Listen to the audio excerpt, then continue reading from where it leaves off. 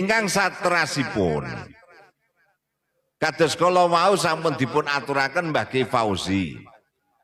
Bilih kula lan panjenengan sedaya niku kanggo nyempurnakake posone ben bisane kunjuk sowan ning ngersane Allah, mula kedah kita kanteni nganggo ngetokake mbayar zakat fitrah. Sebab napa? Poso ning wulan Ramadan niku tak ibaratke kaya dene layangan sing biring. Zaman biyen cilik niku Pak, nek duwe layangan kok biring, niku bisane ilang biringe, niku lanjut terus disinting bedolke suket kae ya. Leres. Enggak guys disinting nggo suket ngoten nika diuluke biasane layangane gek muluk. Lah poso Ramadan niku nggih ngaten. Kula ibaratke kaya dene layangan biring. Mula ben bisane iso ilang biringe, poso niku ya kudu disinting. Lek nyinting nganggo ngopo? Nganggo ngetokake mbayar zakat fitrah. Lah zakat fitrah niku sing kedah dipun dalaken napa? Krana zakat fitrah niku setunggalipun ngibadah sing endi kewajiban sing kudu ditokake niku inggih menika mingkutil baladi saka bahan pikuwatane negara utawa desa sing bendinane kula jenengan dahar. Mbah, nek kula sampeyan niku bendinane kan dahar makanan pokoke sego. Leres napa krikil? Bendina sing didahar sego to? Mula sing kudu ditokake ya kuwi kudu nganggo beras. Lah winginane kula niku malam selikur poso wingi niku ngaos teng daerah Secang niku ditangleti tiyang ngeten. Pak Kiai, pripun Mbah? Nek bayar zakat fitrah ngangge duit niku kenging napa mboten? Nggih, niki tak jelaske. Melek Mbah, gak turu sampean. Niki ben mudeng sampean. Dadi kudu iso dibedakake. Menawi bayar zakat fitrah ngangge arta kenging napa mboten? Kula jawab, nggawa duit kena ning kudu tukoke beras dhisik. Kudu tukoke beras sebab bahan pikuwatane awake dhewe niki nganggo beras utawa sego. Lah nek wujud duit tok ngoten niku cara madzhabe Imam Abu Hanifah. Jadi nek cara madzhabe Abu Hanifah zakat nggawa duit iki zakat fitrahku wujud duit ngoten niku cara Abu Hanifah kenging. Ning krana awake dhewe niku madzhab Syafi'i, ya awake dhewe cara madzhabe Imam Syafi'i nganggo beras. Lah nek jenengan awake dhewe madzhab Syafi'i, lek arek bayar zakat fitrah kok arek cara madzhab Hanafi, niki aja menjiko zakat fitrah tok, kedah sak qodiyah. Madzhabe niku kudu kabeh melu. Ora menteko talfek dipritili saka sithik ngoten niku. Paham nggih? Lah nek jenengan arek bayar zakat fitrah nganggo duit, cara madzhabe Abu Hanifah niku kudu jumlah duit iki mboten 35.000. Pinten 250.000 per gundul. Mbah, sampeyan arek bayar zakat fitrah nggawa duit, cara madzhabe Abu Hanifah wong siji kudu bayar 250.000. Sanggup? Ayo wis go beras wae murah. Paham napa mboten? Nah niku kadang-kadang wong cok do salah pemahaman ting mriku niku cok dadi teko lintas madzhab tapi mboten sak qodiyah menteko dipreteli saka sithik ngoten niku. Niku nek arek ngoten niku nongkon bab ubudiyahe salati barang ya cara madzhab Hanafi. Napa nek salat bar takbiratul ihram aja sedakep gejojor tangane. Ki engko anggere sampean salat ing masjid mesti dibatin kok. Ya mesti aliran sesat mesti ngono ya. Lah mula awake diteko sing umum lingkungan ki mawon. Engko ndak nimbulke dadi fitnah. Nggih meskipun madzhabul arba'ah madzhab papat iku dipun akui dening Ahlus Sunnah wal Jamaah. Nek ora bendinane ora kebiasaane dilakoni lak dadi batinan wong. Leres napa mboten? iso-iso dadi nimbulke fitnah. Kecuali nek pancen sak desa niku wonge kok ngono kabeh ora masalah. Paham ya? Wis zakat fitrah niku ngendikane Kanjeng Nabi, saumul abdi muallakun bainas sama'i wal ardi. Posone kawula niku digantungke dening Allah antarane langit lan bumi, lan poso niku ora bisa kunjuk ning ngersane Allah sehingga awake dhewe niku ngetokake zakat fitrah. Lah terus zakat fitrah niku pinten? Lah saiki niku gak muncul ramen-ramene pembahasan. Ana sing nganggo dalil 2,5 kilo, ana sing 2 kilo 8 on. Nggih napa mboten? Lah niku terus pripun? Ayo sah kabeh.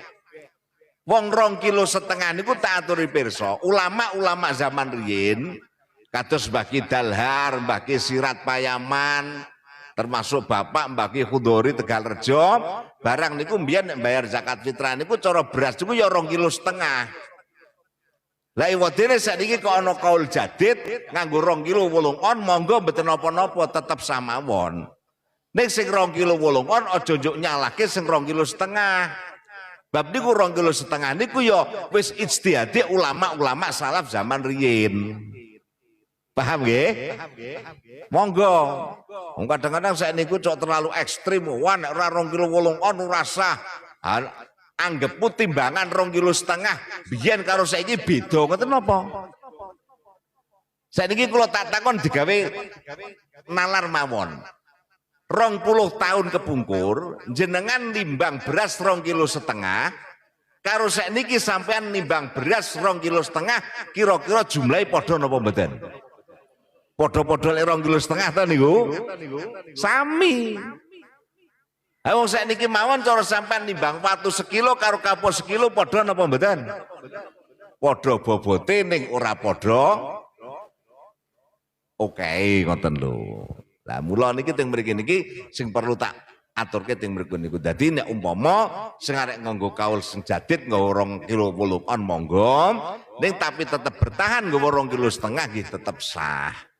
Dasare gampil mawon ulama-ulama mbiyen nggih ngoten. Terus Mbah Ki Sirat, Mbah Bisri, bahkan Mbah Bisri Mustafa niku nggone kitab tafsir Jalalain niku ana kitab tafsir Ibris niku jelas keteranganipun. Kula nate maos niku. Paham ya?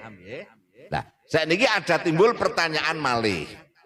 Pak Kiai, nek umpami ana wong poso ning wulan Ramadan tanggal 15 poso niku pun ngedalke zakat fitrah. Keri-keri tanggal 20 poso kiyambakipun menika pejah, mati. Apakah zakat fitrah yang sudah dikeluarkan itu boleh ditarik kembali, artinya dijabel? Jawabannya angsal. Ning ana terusane nek tekan.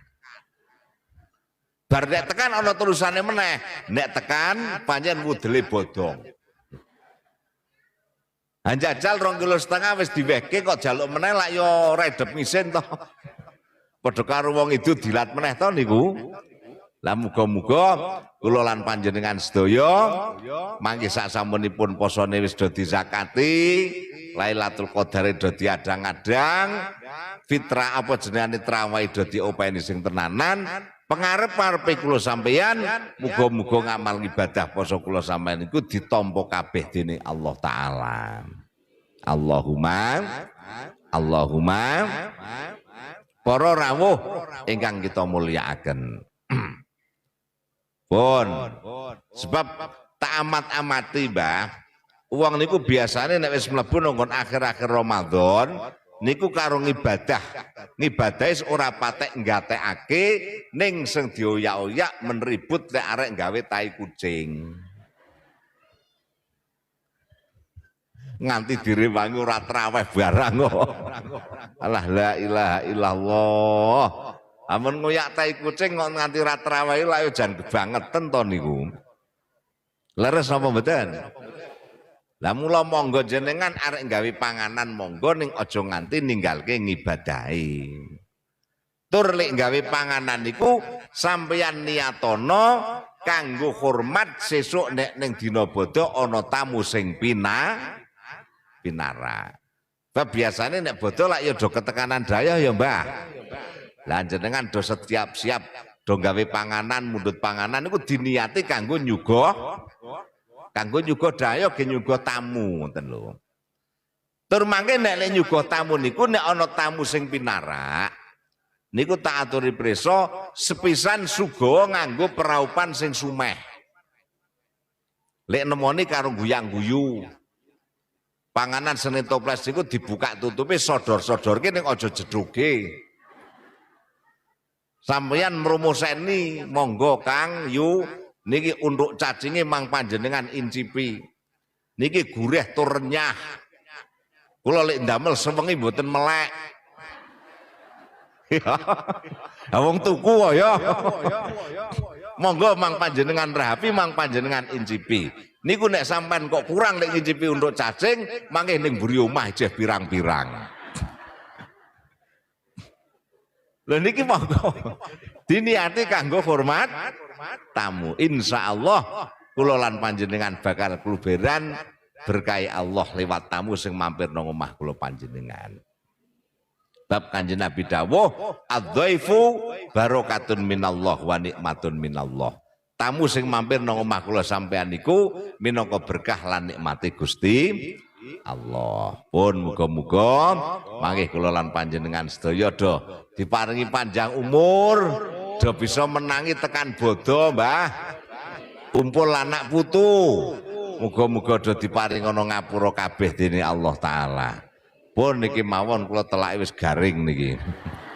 Bismillahirrahmanirrahim. Allahumma sholli ala sayidina Muhammad sayyidil awwali wal akhiri wa sallim radhiyallahu tabaraka wa ta'ala an kulli sahabati Rasulillahi ajmain. Alhamdulillahi rabbil alamin hamdan yuafi ni'amahu wa yukafi'u mazidah.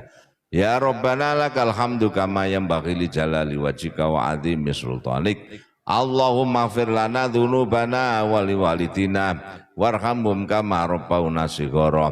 Allahumma taqabbal siyamana wa taqabbal qiyamana wa taqabbal ruku'ana wa taqabbal sujudana wa taqabbal zakatana wa taqabbal jami'a a'malina. Allahumma barik lana fi Ramadan. Allahumma barik lana fi Ramadan. Allahumma barik lana fi Ramadan. Allahumma